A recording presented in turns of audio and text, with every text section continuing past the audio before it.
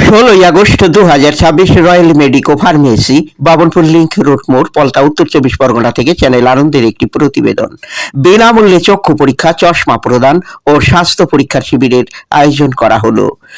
উদ্বোধন করেন বিশিষ্ট চিকিৎসক ডাক্তার আর.কে. সরকার। শত শত মানুষ এই পরিষেবা গ্রহণ করেন। সহযোগী সংস্থা Phoenix society for downtrodden people, Kanchrapara, new Panacea hospital, Debpukur এবং royal medico pharmacy, Babanpur. Royal medico ফার্মেসির কর্ণধার চ্যানেল আনন্দকে আরও জানান।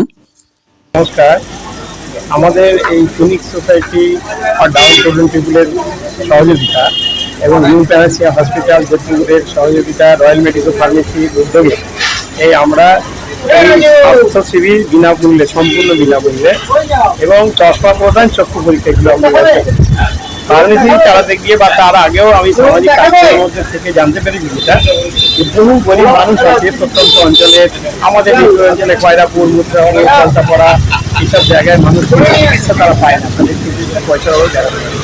সেখান থেকে আমরা বিভিন্ন সংস্থা, এই প্যানাসিয়া হসপিটাল, ফিনিক্স সোসাইটি আমি কথা বলার পরে তারা রাজি হয়।